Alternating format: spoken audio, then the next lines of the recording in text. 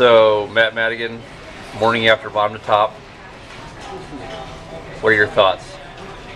What are my thoughts? It's brutal out there. How can you go from 110 degree heat? I think it was a 112. Was it 112? Not the 110 degree heat to suffering on those hills on the bike to then getting up to the top and getting in thunder snow. Just such a...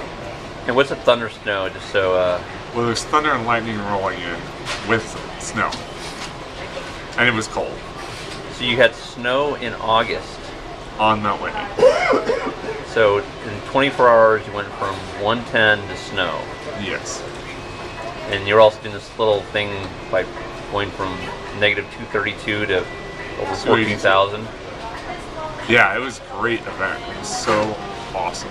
But there's times when you had to suffer. And you just got to accept, I'm going to suffer now. You're up Towns Pass, it's the middle of the night, and you're sitting on the side of the road completely cramped up. And you're like, what am I thinking? What was the hardest part?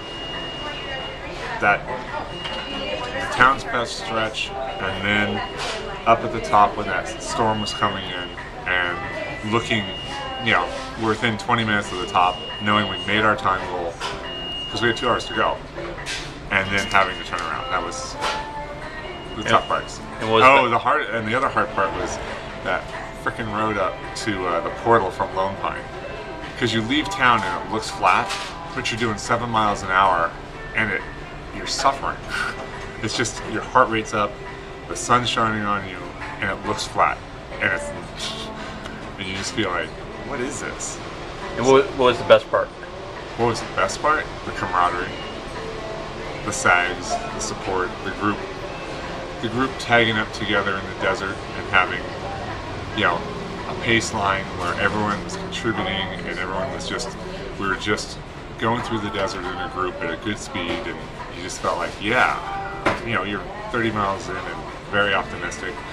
When we left Darwin, the 4 of us that were there got into a pace line, and we were doing, it was downhill, but we were doing between 26 and 31 as a group, right on each other's wheel. And the sun started, you see the alpine glow coming in. That was awesome. And what did you think of the sags? Or the sags were a big part of it? You could not do this without the sags. The sags were awesome. Like at one point into Darwin, I think I had 6 different sags cars come by because they were rotating through because they were doing sagging multiple people, and it was seamless. They just did a tremendous job, and you know, through everything that we had, whether it was eating a meal on the top, hot to get people ready for the descent, or whether it was out in the desert where you needed ice. Like our water bottles were getting hot in 5 minutes with ice in them. They would just replace them. It was just not even a question. And you couldn't, you know, they came by and those points when you had to stop, you know, they stretched you out, they did everything where you just, you know, and I was very cranky at some of those points. And you know, Mitch put up with me and Emmett put up with me, and it was just, you know, I can't say enough about them. Because they made it happen. Without them, we can't do it. So, if you had to say one piece of advice to somebody considering doing bottom to top in the future, what would it be? One piece of advice. My advice would get out there, train in diverse conditions, and get the biking miles on the hills in brutal conditions. Find the headwind conditions, because that headwind up Towns Pass is awful.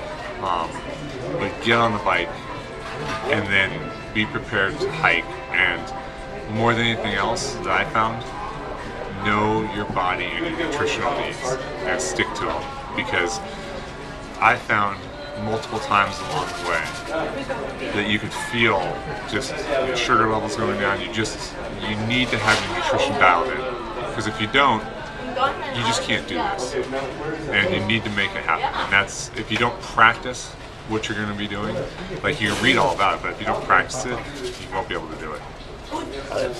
Thank you, Matt.